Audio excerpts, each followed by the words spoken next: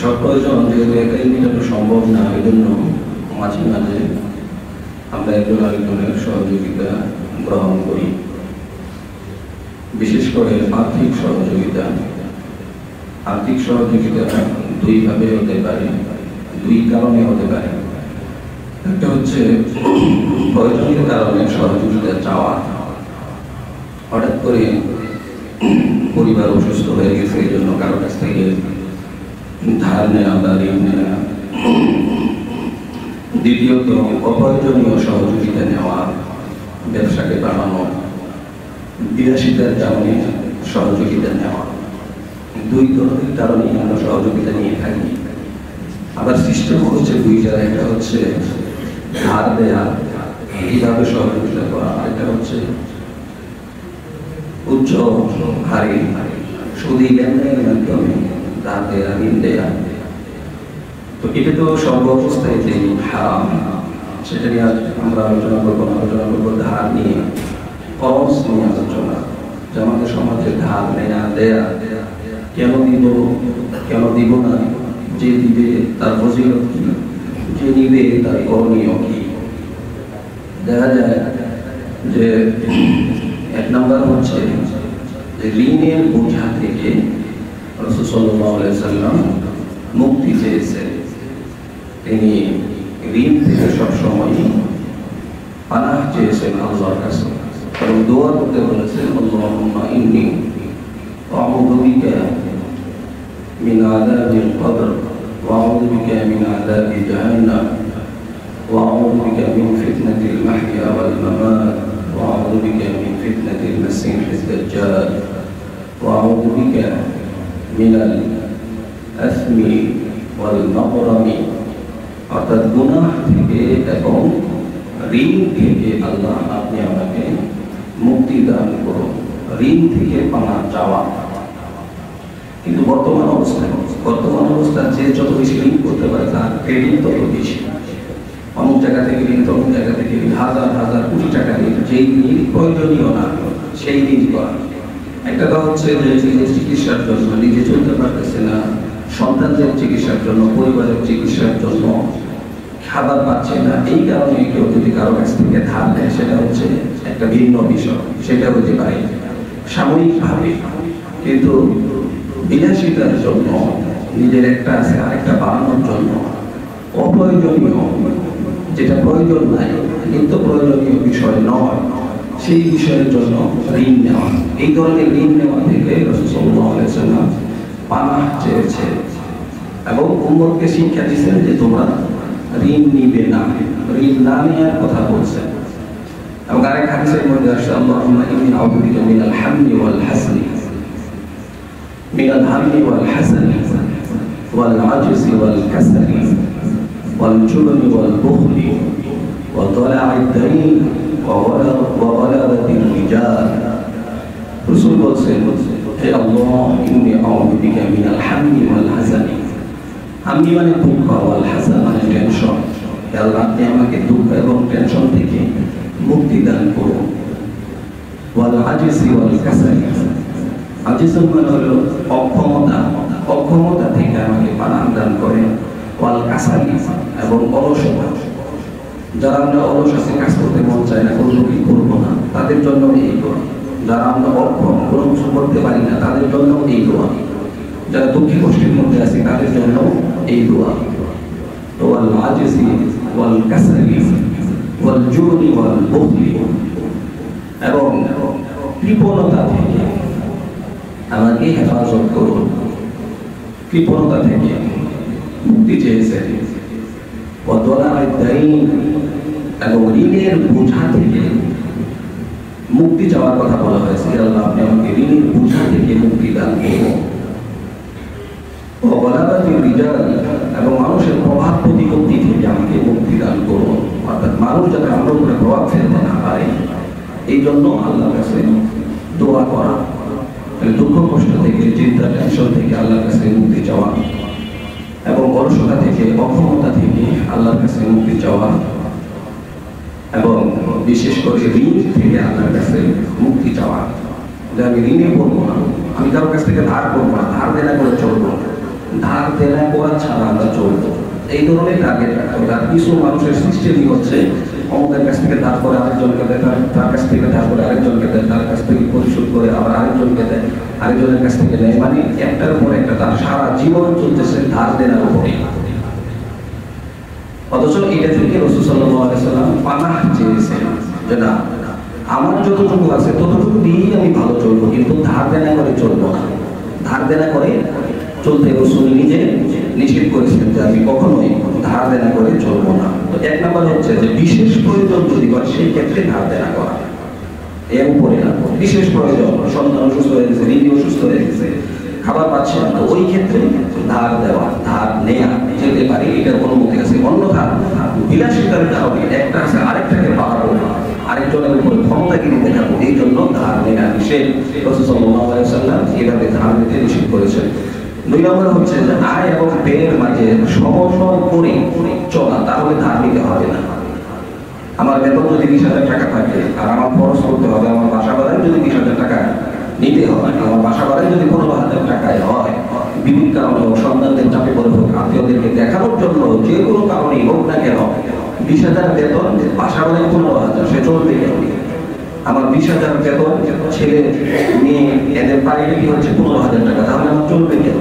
আমার 20,000 টাকা বেতন, আমার লাইফ স্টাইল হচ্ছে 30,000 টাকা, তাহলে আমাকে ধার দেনা করেই চলতে হবে। এই ধরনের মানুষকে দেখানোর প্রবণতা বাদ দিতে হবে। তার মানে কি আল্লাহ যা দিয়েছে তার উপরে সে সন্তুষ্ট না। তো আয় এবং ব্যয়ের মাঝে অবশ্যই একটা সমন্বয় থাকতে হবে, তাহলে এই ধরনের সমস্যার সৃষ্টি হবে না। 3 নম্বর হচ্ছে যে নাম ডাক, যে আমার ভাই এত টাকা ভাড়া দিয়ে বাসা ভাড়ায় থাকে, আমার আমক আত্মীয় এইভাবে থাকে, আমার বিবি বোন এত টাকা ভাড়া দিয়ে ঢাকায় থাকতেছে, আমরা এলাকাতে আছি, তাহলে এটা কেমন হচ্ছে? বিবিও বারবার বলবে, সন্তানরাও বলবে, এই জন্য নিজের উপর জুলুম হবে এটা জেনে, এটা জানা সত্ত্বেও তার উপরে ঋণের বোঝা চাপিয়ে নেয়া, এটা বোকামি ছাড়া আর কিছু না। এই জন্য ঋণ নেওয়া যাবে না। এক নম্বর হচ্ছে আমি ঋণ নিব না, আমি ঋণ ছাড়া চলবো, ঋণ ছাড়া চলবো, এটা হচ্ছে আমার এক নম্বর ইচ্ছা থাকতে হবে। এরপরে হচ্ছে যে যেহেতু আমার চাহিদা বেশি, এই জন্য কি করে আমার ইনকাম বাড়ে সেই চেষ্টা আমাকে করতে হবে। যা করে আমার ইনকাম বাড়বে, হালাল পন্থা আরেকটা ইনকামের সুযোগ হবে, সেই ধরনের চেষ্টা আমাকে করতে হবে। আমি একটা করতেছি তো আরেকটা করি, একটা করতেছি তো আরেকটা করি, এটা লোভের বিষয়। এটা হচ্ছে হালাল ভাবে আপনি যদি কিছু করতে চান তাহলে করতে পারেন, কিন্তু ঋণ নেওয়া যাবে না। যদি প্রয়োজন হয় তাহলে ব্যবসা বাড়া, প্রয়োজন হলে আরেকটা কিছু বাড়ান, চাকরি আরেকটা করেন, একটা করতেছেন আরেকটা করেন। তো এই জন্য এই দিকে আমাকে লক্ষ্য করতে হবে যে আমার ইনকাম কেমন, আমার খরচ কেমন। আমার যদি খরচ বেশি হয় তাহলে অন্য একটা পন্থা, হালাল পন্থা অবলম্বন করতে হবে। আর যদি প্রয়োজন মতো আমার প্রয়োজনের কারণে ধার নিতেই হয়, তাহলে অবশ্যই এক নাম্বার হচ্ছে যে প্রয়োজনের খাতিরে নিব, আর যদি নিতেই হয় সেই ক্ষেত্রে অবশ্যই সময় মতো দিতে হবে, এই ধরনের একটা চিন্তা চেতনা থাকতে হবে। সময় মতো দেওয়া হয় না বিধানে আজকে আমাদের সমাজে ধার দেনার কোনো সিস্টেম নাই, সব আছে হচ্ছে সুদের সিস্টেম। তো যখন ইসলামের সিস্টেম আমরা বাদ দিচ্ছি, তখন কুফরি শক্তি এই ঋণ নামে সুদের বোঝা আমাদের ঘাড়ে চাপায় আছে, যে ব্যাপারে কঠোর বাণী আসছে এবং যেটা সম্পূর্ণ হারাম। সুদের তো অনেক গুণা, এর মধ্যে সবচেয়ে ছোট গুণা হচ্ছে যে ব্যক্তি 1 টাকা হোক 1 লাখ টাকা হোক সুদ খাইল, সে তার নিজের আপন মায়ের সাথে জিনা করল। এখন দেখেন একটা মানুষ এমনি গুণা করতেছে, ওই গুণা করতেছে, সেই গুণা করতেছে, 100 জন মানুষের গুণাও যদি এক পাল্লায় রাখা হয়, আর এই লোক যে সুদ খায়, সুদ দেয়, সুদের সাক্ষী থাকে, 1 টাকা হইলেও তার সবচেয়ে নিম্ন স্তরের গুণা হচ্ছে নিজের আপন মায়ের সাথে জিনা করা। তো এই পাল্লা অবশ্যই সকল পাল্লা থেকে ভারী হয়ে যাবে। কত মারাত্মক বিষয়! অথচ এটাকে কোনো কিছু তারা মনেই করতেছে, তার কারণ কি ধার দেওয়ার একটা সিস্টেম নাই, সেও বাধ্য, ঋণ নিতে বাধ্য, ঋণ দিতে বাধ্য, বাধ্যবাধকতার কিছু নাই, বাধ্য কিসের? কয়জনই সন্তান মারা যাচ্ছে হাসপাতালে, নিজে না খেয়ে আছে, এই জন্য ব্যাংক থেকে ঋণ নিয়েছে, এই ধরনের লোক কয়জন হয়? এই ধরনের লোক নাই।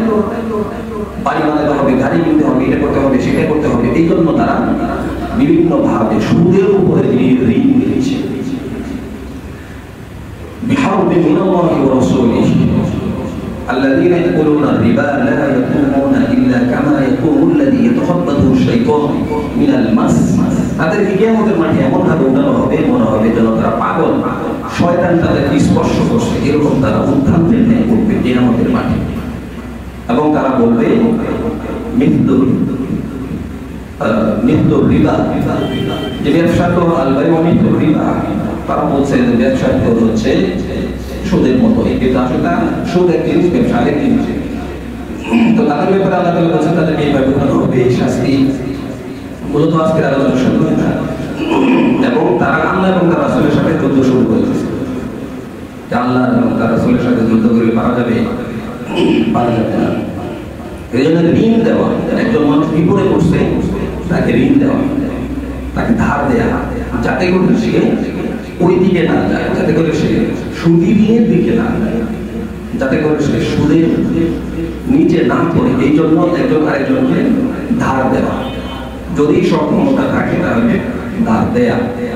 তো যে ব্যক্তি ধার নিবে তার উচিত হবে অবশ্যই সময় মতো দিয়ে দেওয়া। সময় হচ্ছে এই কথা আগেই মাথায় আনতে হবে যে আমি সময় মতো তার ঋণের টাকা পরিশোধ করব। কিন্তু এখন চিন্তা চেতনায় থাকে যে আগের থেকে যে খালি দিতে পারলে হলো, খালি দিতে পারলে হলো, তারপরে আমাকে তো আর ধরা ছোঁয়ার মধ্যেই পাবে না। এরকম কিছু সমস্যার কারণে পরবর্তীতে কেউ আপনাকে, কোন লোক কাউকে ধার দিতে চায় না।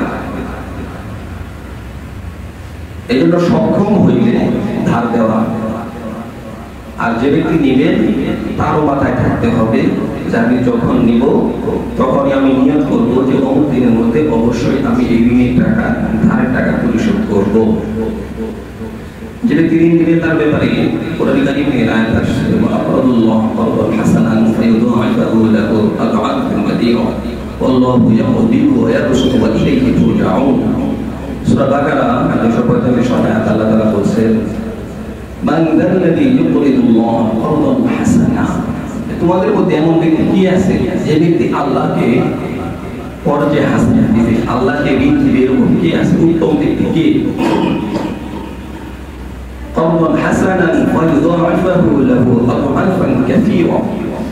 এটা হচ্ছে উত্তম খরচ, এবং আল্লাহ তাআলা এটাকে দুই গুণ, বহুগুণ বাড়িয়ে দেবেন। এই ধার দেওয়ার কারণে, ঋণ দেওয়ার কারণে তোমার টাকাকে, এই জন্য বলছে যে 100 টাকা দান করলে যে সওয়াব, আর 100 টাকা কাউকে ধার দিলে আরো বহুগুণ, দ্বিগুণ সওয়াব ধার দিলে। যদিও সে অবশ্যই ব্যাক করবে, এই চিন্তা ভাবনা নিয়েই দান। দান করার থেকেও বেশি সওয়াব হচ্ছে ধার দেওয়া। কাউকে ধার দেওয়া, ঋণ দেওয়া, কারো মুসিবত দূর করা। যে ব্যক্তি কোন বান্দা একটা মুসিবত দূর করবে, তো আল্লাহ তাআলা কিয়ামতের মাঠে তার মুসিবত দূর করে দিবে। দুনিয়ার মুসিবত কি? দুনিয়ার মুসিবত কোনো মুসিবতই না। কিয়ামতের মাঠে মুসিবত দূর করবে, যেই জায়গায় টাকা কোনো কাজে আসবে না, যেই জায়গায় ক্ষমতা কোনো কাজে আসবে না, যেই জায়গায় আত্মীয় স্বজন কোনো কাজে আসবে না, মুসিবতের উপরে মুসিবত। সেই মুসিবতে আল্লাহ তাআলা মুসিবত দূর করবেন ঋণ দেওয়ার কারণে, ধার দেওয়ার কারণে। ওয়াকরাদুল্লাহ করদান হাসানান ফায়ুদাইফাহু লাহু আদআফান কাসীরা ওয়াল্লাহু ইয়াকদিরু ওয়া ইয়াবসুতু ওয়া ইলাইহি তুরজাউন। আল্লাহ তাআলা বলেন আমি সংকোচ করে দেই ধার দেব, অন্যথায় আমি সংকোচ করে দেব। ওয়া ইয়াবসুতু, আমি প্রশস্ত করি। ওয়া ইলাইহি তুরজাউন, তোমাদের প্রত্যেককে আমার কাছে আবার ফিরে আসতে হবে। তাহলে ধার দেওয়ার ব্যাপারে কত সুন্দর কথা আল্লাহ তাআলা বলেছেন, যে একজন মানুষ আরেকজন মানুষ বিপদে পড়লে এটা দেখে সে তাকে ধার দিবে। একজন মানুষের বিপদে এগিয়ে আসবে ধার দেওয়ার ব্যাপারে। মান যাল্লাযী ইউকরিদুল্লাহ করদান হাসানান ফায়ুদাইফাহু লাহু আদআফান কাসীরা ওয়াল্লাহু ইয়াকদিরু ওয়া ইয়াবসুতু ওয়া ইলাইহি তুরজাউন। এটা আল্লাহর কথা। আর সূরা হাদীদের মধ্যে আল্লাহ তাআলা বলেছেন, ইন্নাল মুসাদ্দিকিনা ওয়াল মুসাদ্দিকাতি ওয়া আকরাদুল্লাহ করদান হাসানান ওয়ালাহুম আজরুন কারীম। সে নারী হোক বা পুরুষ হোক, সে যদি কাউকে ধার দেয় তাহলে সে আল্লাহকে ধার দেবে, আল্লাহকে বলবে হাসানা দেবে। ওয়ালাহুম আজরুন কারীম, তার জন্য আছে উত্তম প্রতিদান, আল্লাহর কাছে তার জন্য উত্তম প্রতিদান আছে। আমাদের সমাজে কি ধার আছে? খুব কম। কেউ কাউকে ধার দিতে চায় না, ধার দিতে চায় না। এখন ধার দিলে ফজিলত আছে, যেরকম আল্লাহ বলছেন এটা আমাকে দেওয়া হবে, ফজলে হাসানা আমাকে দেওয়া হবে। এবং হাদিসের মধ্যে আসে দানের থেকে বেশি সওয়াব। আর 3 নাম্বার হচ্ছে যেই কথা আপনারা বলবেন যে হুজুর ধার তো দিব, এরপরে তো ফিরিয়ে দেয় না, পরিশোধ তো আর করে না, বরং এই জন্য রাসূল বলছেন যে তোমরা ধার নেবে না, কারণ ঋণ নেবে না, কারণ ঋণ নিলে ওয়াদা খেলাফ হয়, ঋণ নিলে মিথ্যা বলা হয়। যখন সে দিতে পারতেছে না, দেয় না, তখন সে মিথ্যা বলে, তখন সে ওয়াদা খেলাফ করে, বলে যে ভাই এই সপ্তাহে একটু অসুবিধা আছে, আগামী সপ্তাহে আপনার টাকা মিস হবে না, খাই না খাই আপনার টাকা আগে পরিশোধ করবে। দেখা যায় আগামী সপ্তাহে মোবাইলই বন্ধ, এরপরের সপ্তাহে বাসাতেই নেই, এরপরের সপ্তাহে ঢাকাতে কি চলে গেছে, এরপরের সপ্তাহে তাকে আর বাংলাদেশে খুঁজে পাওয়া যাচ্ছে না, তাহলে উপায় নেই। এরপরে একে নিয়ে মিটিং মিছিল আরো কত কিছু মামলা হামলা এগুলি কে করতে চান? তাই জন্য রাসূল বলছেন যদি কেউ ধার দেয়, ধার দেওয়ার পরে সে যদি ঋণ গ্রহীতা, সে যদি পরিশোধ করতে না চায়, এই জন্যে তোমরা তাকে অবশ্যই বলবে, বলার পরেও যদি দিতে না চায় তাহলে সেটাকে সাদাকা হিসেবে করে দেবে। এখন তো অনেকে বলবেন যে এত টাকা দিয়ে আমি দান করে দেব। তো এই ব্যাপারে আল্লাহ তাআলা ফজিলতের কথা বলছেন, রাসূল সাল্লাল্লাহু আলাইহি ওয়াসাল্লাম ফজিলতের কথা বলছেন যে এটা তোমার জন্য অনেক সওয়াবের কারণ হয়ে দাঁড়াবে, কিয়ামতের মাঠে বিপদ দূর করে দিবে তুমি যদি এই জায়গায় সাদাকা করে দাও। এখন যারা ঋণ দিবে তাদের জন্য এবার এটা সুযোগ, যাই হোক ভালোই হয়েছে, আল্লাহ যেহেতু বলছেন যে তাকে মাফ করে দিবে, কিন্তু এইভাবে নিয়ে মাফ পাওয়া যাবে না। ঋণ গ্রহীতাকে অবশ্যই ঋণের টাকা পরিশোধ করতেই হবে, করতেই হবে। তো মূল বিষয় হচ্ছে যে আমরা একজন আরেকজনকে ধার দিব, সেটা জেনে শুনেই দিব। ব্যবসার জন্য টাকা দিয়ে ধরা খাই না, চাকরির জন্য টাকা দিয়ে ধরা খাই না, অমুক জায়গায় টাকা দিয়ে ধরা খাইতেছি না, তমুক জায়গায় টাকা দিয়ে ধরা খাইতেছি না। যেখানে ধরা খাওয়ার কথা, কত সুন্দর এই সেই অনেক কিছু, যেটা ধার দিলাম, আমার ভাইরে দিলাম, আমার মামারে দিলাম, আমার চাচারে দিলাম, আমার সুমতিকে দিলাম, আমার শালারে দিলাম, শ্বশুরে দিলাম, সেখানেও ধরা। তো চাইবো কোন জায়গায় ধরা খাই না, ধরা তো খাই ব্যবসায় ধরা খাই, অমুক জায়গায় ধরা খাই, তমুক জায়গায় ধরা খাই। ঋণ দেন আপনি সোয়াবের আশা, ঋণ দিলে ধার দিলে তো আল্লাহ তাআলা এটাকে আরো বৃদ্ধি করে দিবে, সে যা খাইছে তার থেকে আল্লাহ তাআলা বাড়িয়ে দিবে। এই জন্য ঋণ দেওয়ার কথা বলা হয়েছে। ঋণ দিব আমরা জেনে শুনে দিব, এই জন্য আল্লাহ তাআলা বলছেন ইয়া আইয়ুহাল্লাযীনা আমানু ইযা তাদায়ানতুম বিদাইনিন ইলা আজালিন মুসাম্মান ফাকতুবুহু, যে যখন তোমরা একজন আরেকজনের সাথে কোনো লেনদেন করো, টাকা পয়সা জমি জমা যা কিছু হোক না কেন, যেটা তোমরা লেনদেন করে থাকো, তখন ফাকতুবু সেটা লিখে রাখো, এবং একজন আমানতদার ব্যক্তি দিয়ে সেটাকে লিখে রাখো। এবং এটা আল্লাহ তাআলার হুকুম, এবং কোরআনের সবচেয়ে বড় আয়াত হচ্ছে, এর থেকে বড় আয়াত নয়। এই পুরাটাতেই পুরা বিশ্লেষণ, কিভাবে লিখবে, কেমনে লিখবে, কাকে দিয়ে লেখাবে, কতজন সাক্ষী থাকবে, সব এই আয়াতের মধ্যে আছে। সূরা বাকারা 282 নম্বর, যেখানে পুরা ডিটেইলস, যে একজন আরেকজন থেকে ঋণ দিলে, একজন আরেকজন থেকে কোনো কারবার করবে, একজন আরেকজনের সাথে কোনো বিষয়ে লেনদেন থাকলে অবশ্যই তোমাদেরকে লিখে রাখতে হবে, এবং আমানতদার লোক দিয়ে লিখে রাখতে হবে, এবং অবশ্যই 2 জন সাক্ষী থাকতে হবে। এই সব কিছু এই আয়াতের মধ্যে ডিটেইলস বলে দেওয়া হয়েছে, যেটা কোরআনের সবচেয়ে বড় আয়াত। কিন্তু অনেক সময় দেখা যায় যে লিখে রাখি না, আরে আপনার ব্যাপারে কি লেখা রাখার বিষয় আছে, আপনি আমি তো একই, তখন তো এরকম মানে আবেগে। এই জন্য ইসলামে আবেগের কোনো জায়গা নেই, আবেগের কোনো জায়গা নেই, এবং কাউকে অন্তর্গত বিশ্বাস করতে হবে, এটা ইসলাম কথা বলছে যে ভাগ্যে বড় থাকলে, হুজুর থাকে, তারপরে এই থাকলে সেই থাকলে তাকে অন্তর্ভাবে বিশ্বাস করতে হবে, এরকম তো বলে নাই। আমরা যত জায়গায় ধোঁকা খাই, ওই যে বেশি পাক্ষ তার কাছ থেকে ধোঁকা খাই, কিন্তু আসলে আমরা নকল চেনার চেষ্টা করি না। আচ্ছা দাড়ি আছে, পাগড়ি আছে, জুব্বা আছে, এখন দেখতে হবে যে সে আলেম কিনা।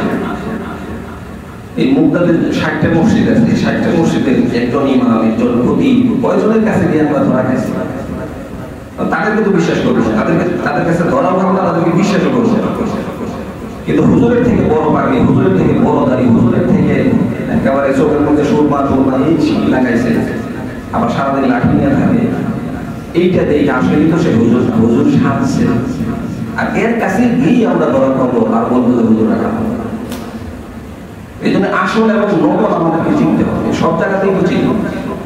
এখন এই 60 জন হুজুরের মধ্যে কেউ খারাপ হবে না তাও না, 5 জন খারাপ হইতেও পারে।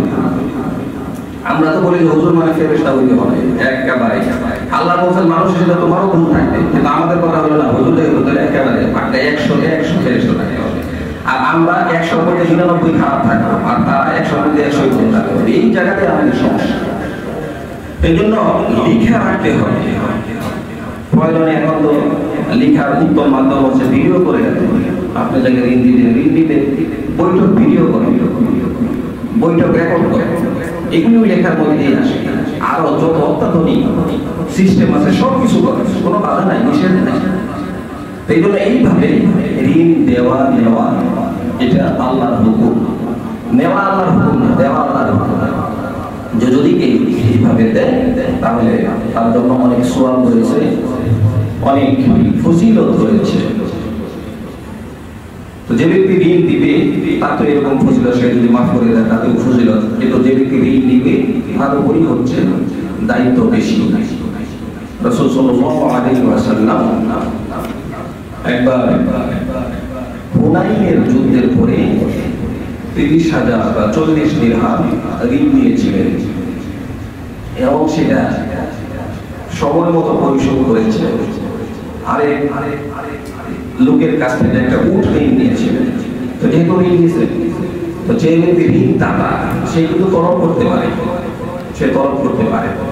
কিন্তু ঋণ নেওয়ার পরে যদি ফোন দেয় তো তখন রাগ হয়ে যায়, আরে ভাই টাকা তো দিছে কয়দিন ধরে, দেশ থেকে কিছুটা দিছি না, সে ঋণ দেওয়ার পরে আপনাকে ফোন দিতে পারে, আপনাকে সময় মতো দিতে না পারলে 2টা কটু কথা বলতে পারে, আপনাকে আইনের আওতায় আনতে পারে, এটা তার অধিকার, এটা সে অবশ্যই করবে। রাসূল সাল্লাল্লাহু আলাইহি ওয়াসাল্লাম ধার নিয়েছিলেন, তো ওই লোক ধার নেওয়ার সময় হওয়ার আগে রাসূল সাল্লাল্লাহু আলাইহি ওয়াসাল্লামের কাছে চাইছে এবং রাসূলকে কঠোর কথা বলতেছে, কঠোরভাবে কথা বলতেছে। সাহাবায়ে কেরাম রেগে গেছে। রাসূল সাল্লাল্লাহু আলাইহি ওয়াসাল্লাম বলেছেন যে না, সে যে ঋণ দাতা, আমি যেহেতু তার কাছ থেকে ঋণ নিয়েছি, সে 2টি কথা বলার অধিকার রাখে। সে আমাকে বলতে পারে সাল্লাল্লাহু আলাইহি ওয়া সাল্লাম তিনি এত বড় মাপের মানুষ, আল্লাহর পরেই যার স্থান, তাকে কত কথা বলতেছে, কত কথা বলতেছে। আর রাসূল বলেছেন বলো, তার কাছ থেকে আমি ঋণ নিয়েছি, সে বলতে পারে, তার অধিকার আছে। এরপরে রাসূল সাল্লাল্লাহু আলাইহি ওয়াসাল্লাম সাহাবীদেরকে বললেন যে দেখো ভালো একটা উট পাওয়া যায় কিনা, যে উটটার কাছ থেকে আমি নিয়েছিলাম এই ধরনের কোনো উট পাওয়া যায় কিনা। তো সাহাবায়ে কেরাম দেখলেন যে না, ওই মাপের উট পাওয়া যায় না, এর থেকে ভালো ভালো উট পাওয়া যায়। রাসূল বলেছেন যে তাহলে ভালোটাই দাও, ভালোটাই পরিশোধ করো। রাসূল বলেছেন পরিশোধের ব্যাপারে ভালোটাই করতে হবে। এই জন্য আজকে ঋণ নেওয়ার পরে কেমন যেন যে ব্যক্তি ঋণ দিল সেই অসহায় হয়ে পড়ে, না ফোন দিতে পারে না, কাউকে বলতে পারে না, তাকে বলতে পারে, বরং বললে তার উপরে হুমকি, তাকে মেরে ফেলার হুমকি পর্যন্ত আসে যে টাকা নিয়েছি তো বাস। যেখানে অন্যের সম্পদ সন্ত্রাসী করে নেওয়া যায়, চাঁদাবাজি করে নেওয়া যায়, সেখানে আবার ঋণ কি? তাই না? বর্তমান বাস্তবতা কি? আমি বাড়ি করতেছি, আমার কাছে 5 লাখ টাকা চাঁদা চাই, মনে হয় বাপের টাকা আমি রাখছি, সেই টাকা নিয়ে আসছি। যেখানে এই পরিবেশ, সেখানে ঋণের টাকা নিয়ে আবার দিতে হবে, এটাও আমাদের চিন্তা থাকে। আর যারা লাখ লাখ কোটি কোটি টাকা ব্যাংক থেকে ঋণ নিয়ে সেই ব্যাংকে দেউলিয়া করে দিয়েছে, সারা দেশের মানুষকে ঋণের বোঝার মধ্যে দিয়ে দিয়েছে। আসলে এরা আখিরাত আল্লাহ কোনো বিশ্বাস করে না, যেগুলি বলে এগুলি হলো ভুয়া। রাসূল সাল্লাল্লাহু আলাইহি ওয়াসাল্লাম বলেছেন যে উত্তমটা দিবে। আর ঋণ পরিশোধের সবচেয়ে মেইন বিষয় হচ্ছে যে কৃতজ্ঞতা স্বীকার করা এবং তার জন্য দোয়া করা, যে ব্যক্তি ঋণ দিল এবং তার সময় মতো পরিশোধ করা। সময় মতো পরিশোধ করা এবং তার ব্যাপারে কৃতজ্ঞতা স্বীকার করা। রাসূল সাল্লাল্লাহু আলাইহি ওয়াসাল্লাম বলেছেন সবচেয়ে বড় জুলুম, অন্য আরেকটি জুলুম হচ্ছে ধনী ব্যক্তি ঋণ নিয়ে ঋণ দিতে তাল বাহানা করা, ঋণ পরিশোধ না করা। এটা অন্যতম একটা জুলুম, যে ঋণ সে পরিশোধ করবে না, এটা অন্যতম একটা জুলুম। এই জন্য এই জুলুমের কাছে যাওয়া যাবে না।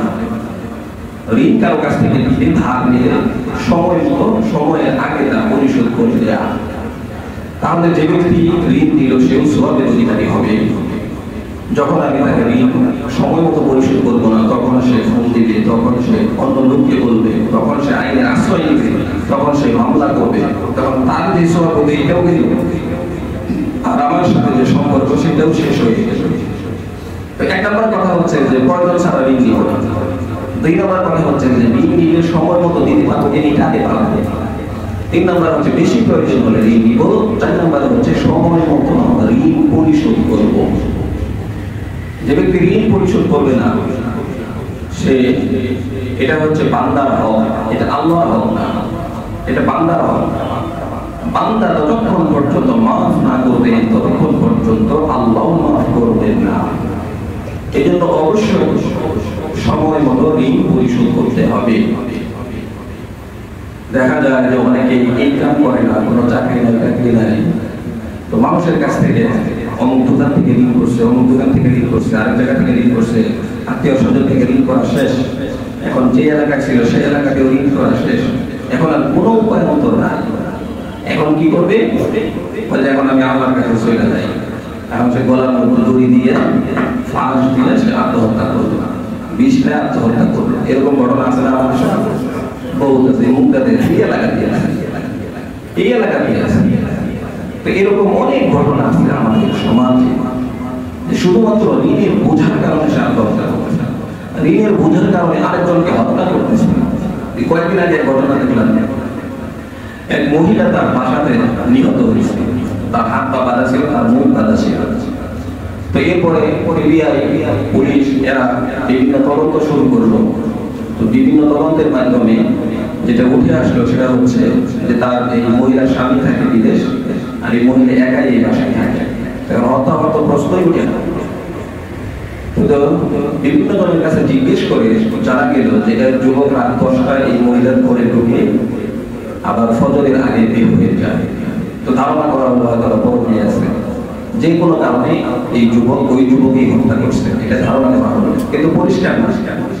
তো এরপরে খুঁজে বের করা হলো এই মহিলার বাবাকে, সে খুব ভালো মানুষ, এই মহিলার ভাইকে খুঁজে বের করা হলো। এই মহিলার ভাই হলো এরকম, সে ঋণগ্রস্ত, সে ইনকাম করে না, অমুকের কাছ থেকে ঋণ করে, তমুকের কাছ থেকে ঋণ করে, নেশা করে। তো বিবি চাপ দেয়। তো বিবি কি বলবে? তুমি ইনকাম করো আর না করো, ভাত রাখতে হবে, চাউল নিয়ে আসো নাকি?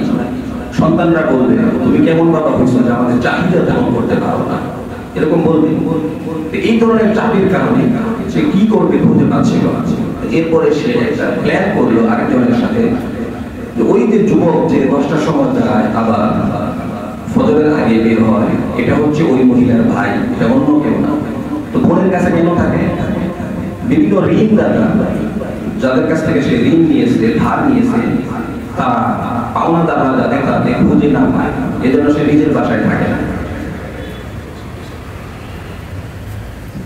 তো আমরা দেখতে পাচ্ছি যে মসজিদে রোমান যাচ্ছে, এজন্য মসজিদে বেশি বেশি দান করি। আল্লাহ তাআলা আমাদের সকলকে বেশি বেশি মসজিদে দান করার তৌফিক দান করুন। তো ওই যুবক যেহেতু পাওনাদাররা খুঁজে, এই জন্য সে নিজের বাসায় থাকে না। এরকম আছে না? অনেকেই আছে। এখন আর খোঁজ নাই। ফোন দিলেন ছেলেকে বলে যে বল তোর বাবা বাসায় নাই, মিথ্যা কথা বলে যে ভাই আমি তো এতদিন পর্যন্ত বাইরে আছি, নানা মিথ্যা কথা। তাহলে এই ঋণ পরিশোধ না করার কারণে কত যে মিথ্যা, কত যে হত্যা, কত বিশৃঙ্খলা, কত আত্মহত্যা হচ্ছে আমাদের সমাজে, কারণ এটা ঋণ পরিশোধ না করা। আর ঋণ পরিশোধ করলে আর কোনো সমস্যা নেই। আর ব্যাংক থেকে ঋণ নিয়ে এটা তো আরো মুসিবত। অধিকাংশ গরিব যারা বোঝে না মূর্খ, তারা এক জায়গায় এক ব্যাংক থেকে ঋণ নিয়ে আরেক ব্যাংকে দিয়ে লোন পরিশোধ করে, আরেক জায়গা থেকে আরেকটা লোন পরিশোধ করে, আরেক জায়গা থেকে নিয়ে আরেকটা লোন পরিশোধ করে। এইভাবে 4-5টা থেকে নিয়ে যখন টেনশন কুলাইতে না পারে তখন এবার আল্লাহর কাছে চলে যায়। পরিবারকে মেরে, সবাইকে মেরে আল্লাহর কাছে চলে যাওয়া, ফেরেশতা আছেন ওগুলো। তো যাই হোক, এই যুবক যে আসা যাওয়ার পরে এটা আসলে অন্য কেউ ছিল না, এটা ছিল এই মহিলার ভাই। তো পাওনাদার যাতে তাকে খুঁজে না পায় এজন্য বোনের বাসায় থাকে, বোনের বাসায় থাকে, কিন্তু পাওনা তো মিটাইতে পারছে না। সে দেখলো যে বোনের কাছে টাকা পয়সা আছে, সোনা আছে, সবকিছুই আছে, বোনের কাছে চাইলে বোন দিবে না, যা চাওয়ার ছিল আগে চাইছে দিছে, কিন্তু এখন তো আর দিবে না। তখন তার মাথায় এই বুদ্ধি আসলো, কুবুদ্ধি আসলো, আর বন্ধুর সাথে পরামর্শ করে যে বোনকে প্রয়োজনে মেরে ফেলতে হবে, কিন্তু সেখান থেকে সম্পত্তি পাওনাদারদের পাওনা মিটাইতে হবে। এই বুদ্ধি কেন আসে? এই কুবুদ্ধি কেন আসে? যে বোন তাকে এতদিন প্রশ্ন পর্যন্ত আশ্রয় দিচ্ছে, যেই বোন তাকে খাওয়াচ্ছে, যেই বোন তাকে কুলিপিটি করে মানুষ করছে, সেই বোনকে হত্যার জন্য সে প্রস্তুত। কারণ ঋণের চাপে সে টালমাটাল হয়ে গেছে। এই জন্য ঋণ নেওয়া যাবে, ধার নেওয়া যাবে। আমার যা আছে তা নিয়ে আমি কারো কাছ থেকে আমি এক টাকাও ধার দিব না। প্রয়োজনে ধার দিব, কিন্তু ধার দিব না। ব্যাংক থেকে নেওয়া যাবে না। আফসোস, বাড়ির সামনে লিখে রাখে এই বাড়ি অমুক ব্যাংকের কাছে দায়বদ্ধ। কেমনি সে মুসলমান? কি মুসলমান? তার চিন্তা চেতনা কি? সে কি শুনলো, কি দেখলো, কি নামাজ পড়ে, সে কি হজ করে, এই কথা সে লিখে রাখছে। সে শুদ্ধ খায়, আবার সারা বিশ্বের মানুষকে সাক্ষী রাখলো যে আমি সাধারণ মানুষ না, আমি সাধারণ নামাজি না, আমি সাধারণ হাজি না, আমার নামের সাথে সুদি হাজি, সুদি নামাজি লিখে রাখবো। তাছাড়া কি? কথা একটু কঠিন হলো, কথা কিন্তু কি সত্য। আবার খাইতে পারলে লাভ আছে, সুটা একটু লাগবে, টিপা একটু লাগবে, খাইলেই লাগবে, রোগ ভালো হয়ে যাবে। আমাদের দোয়া কেমনে কবুল হবে? মায়ের সাথে জিনা করার গুনাহ আমি সার্বক্ষণিক করবো, আর আমার দোয়া কবুল হয়ে যাবে। যেটা আল্লাহ তো বারবার নিষেধ করলেন সেটা আমি করবো, আমার দোয়া কবুল হয়ে যাবে, আমি ভালো থাকবো। 40 বছরের উপরে এক কামের এক যুগের উপরে সুদের টাকা আপনার কাছে আর থাকবে না। এই জন্য ঋণ দিতে বলা হয়েছে, ধার দিতে বলা হয়েছে। তো এই যুবক প্ল্যান প্রোগ্রাম করলো যে আজকে বাসায় থাকবো। তো বাসায় গেছে, বাসায় যাওয়ার পরে মুখ টুক বেঁধে গেছে। প্রথম উদ্দেশ্য ছিল যে বোনকে সে হত্যা করবে না, এমনি যদি নিজেদের আপুষে তো নিয়ে যাবে, কিন্তু বোন যখন বেশি বাড়াবাড়ি করছে তখন তার হাত পা বেঁধে মুখে কাপড় দিয়ে এরপরে 22 টাকা দিয়ে সে বোনকে মেরে ফেলছে। মেরে তারপরে তার সমস্ত সম্পদ নিয়ে পালিয়ে গেছে। এরপরে সে ধরা পড়ছে, এরপরে সে এই স্বীকারোক্তিগুলি দিয়েছে। সে বোনকে হত্যা করলো, তার কারণ কি? তার কারণ হচ্ছে ঋণের বোঝা তার ঘাড়ে। এই ঋণের বোঝা তাকে নামাইতে হবে। অমুকে ফোন করে তমুকে বাসায় আসে ঋণের টাকা নেওয়ার জন্য, তখন সে কি করতে, এই জন্য সে নিজের বোনকে পর্যন্ত হত্যা করছে। এটা কি একটা ঘটনা? এরকম হাজারো ঘটনা। নেশা করেছে, বিটিকে মেরে ফেলছে, সন্তানকে একসাথে মেরে ফেলছে ঋণের কারণে। এরকম হাজারো ঘটনা আছে। এই জন্য ঋণ আমরা নিব না, ধার আমরা নিব না। রাসূল সাল্লাল্লাহু আলাইহি ওয়াসাল্লামের কাছে জানাজা আসছে। জানাজা আসার পরে নবীজি বলছেন যে তার ঋণ আছে কি না? তো সাহাবায়ে কেরাম বলছেন যে ঋণ নাই। টাকা পয়সা আছে? না, টাকা পয়সা নাই। তাহলে আসো জানাজা পড়িয়ে দিই। রাসূল সাল্লাল্লাহু আলাইহি ওয়াসাল্লাম জানাজা পড়িয়ে দিয়েছেন। এরপরে আরেকটা জানাজা আসছে। সাহাবায়ে কেরাম বললেন ইয়া রাসূলুল্লাহ, মাইয়িত আসছে, মাইয়িত উপস্থিত, জানাজা পড়া। নবীজি জিজ্ঞেস করলেন যে এর কি ঋণ আছে? বললেন যে না, কোনো ঋণ নাই। আর কি সম্পদ আছে? বললেন যে হ্যাঁ, 3 দিরহাম আছে। রাসূল সাল্লাল্লাহু আলাইহি ওয়াসাল্লাম তারও জানাজা পড়িয়ে দিলেন। এরপরে আরেক মাইয়িত আসছে। রাসূল সাল্লাল্লাহু আলাইহি ওয়াসাল্লাম বললেন তার কি কোনো সম্পদ আছে? সাহাবায়ে কেরাম বললেন যে না, কোনো সম্পদ নাই। তার কি কোনো ঋণ আছে? তো লোকেরা বললো যে হ্যাঁ, তার ঋণ আছে। রাসূল সাল্লাল্লাহু আলাইহি ওয়াসাল্লাম বললেন যে তার জানাজা আমি নবী পড়াবো না। রাসূল একটু বেশি করে ফেললো। আমাদের অনেকেই এরকম, উনি এত দয়ালু মানুষ, তাকে এই কাজ কেমনে করলো নাকি? পণ্ডিত কত বড়, রাসূলেরও ভুল ধরতে চায়। রাসূল সাল্লাল্লাহু আলাইহি ওয়াসাল্লাম বলছেন এর জানাজা আমি পড়াবো না। তাহলে যারা আমাদের দেশের বিভিন্ন ব্যাংক থেকে বিভিন্ন মানুষের কাছ থেকে হাজার হাজার কোটি টাকা নিয়ে বিদেশ পাচার করছে, বিভিন্ন ভাবে আত্মসাৎ করছে, এদের জানাজা রাসূল পড়াইতে কি বলেন? এদের জানাজা এখানে হয়, বাইতুল মুকাররম হয়, অমুক জায়গা হয়, আবার সংসদের পাশে হয়, আবার নিজের বাড়িতে হয়। মনে হয় যে হুজুরদের যে কত দায়বদ্ধতা, এই মারা গেলে তখন কেউ মারা গেলে মনে হয় সব দায়িত্ব এখন হুজুরের। তাড়াতাড়ি মাইকিং করো, মাইকিংয়ের মধ্যে নামের কমেছে, ওই করেছে, অমুকের নাম বলে নাই, অমুকের নাম বলে নাই, অমুক নেতার মা মারা গেছে, অমুক নেতার বাবা মারা গেছে, নেতার নাম বলে নাই, নেতার ছোট ভাইয়ের নাম বলে নাই, নেতার নেত্রীর নাম বলে নাই, অমুক বলে নাই, তমুক বলে নাই। একটা অবস্থা খারাপ থাকে হুজুরের সমস্যা, মনে হয় এর বাপ মারা গেছে, হুজুরের সমস্যা হয়ে গেছে, এরকম একটা অবস্থা। আপনার বাপ মারা গেছে, আপনি চিন্তা ভাবনা করেন আপনি কি করবেন? হুজুরের কি? হুজুর পড়ালে পড়াবো, না পড়ালে পড়াবো, হুজুর কি দায়িত্ব হয়? আপনারই পড়ানো দায়িত্ব নাই, পড়াইলে পড়াবে, দায়িত্ব নাই। তো যাই হোক, আমার দায়িত্ব, আমার বাবা মারা গেছে আমার দায়িত্ব, আমার মা মারা গেছে আমার দায়িত্ব, আমার আত্মীয় স্বজন মারা গেছে সবকিছুর দায়িত্ব আমার, গোসল করানোর দায়িত্ব আমার, জানাজা পড়ানোর দায়িত্ব আমার, দোয়া করার দায়িত্ব আমার। কিন্তু যারা ঋণ করছে বেশি, তাদের জানাজাও বেশি, উল্টা। আরেকজন ভালো মানুষ মারা গেছে, যার কোনো ঋণ নাই, এর জানাজার লোক নেই। গরিব মানুষ মারা গেছে, এর জানাজার কোনো লোক নাই। রাসূল সাল্লাল্লাহু আলাইহি ওয়াসাল্লাম বলেছেন যে আমি এর জানাজা পড়াবো না, তোমাদের কেউ এর জানাজা পড়িয়ে দাও। পরে আরেক সাহাবী বলছেন, হুজুর আমার কাছে যে টাকা আছে সেই টাকা দিয়ে ঋণ পরিশোধ করা যাবে, আমি এর দায়িত্ব নিয়ে নিলাম। তখন রাসূল তার জানাজা পড়াইছে। যতক্ষণ পর্যন্ত কেউ তার ঋণের বোঝা না নিছে, ততক্ষণ পর্যন্ত রাসূল তার জানাজা পড়ান নাই। তাহলে আমার জানাজাও পড়া হবে না। আমি বাড়ি করছি ঋণ করে, মারা গেছি, আমার জানাজা পড়ানো নিয়ে সমস্যা, হুজুর পড়াবে কি পড়াবে না? তো কত বড় সমস্যা। এই জন্য ঋণ নেওয়ার পরে অবশ্যই আমাকে পরিশোধ করতে হবে ঋণের টাকা। আর আমি ঋণের টাকা দিব না, এরকম চিন্তা ভাবনাই করা যাবে না।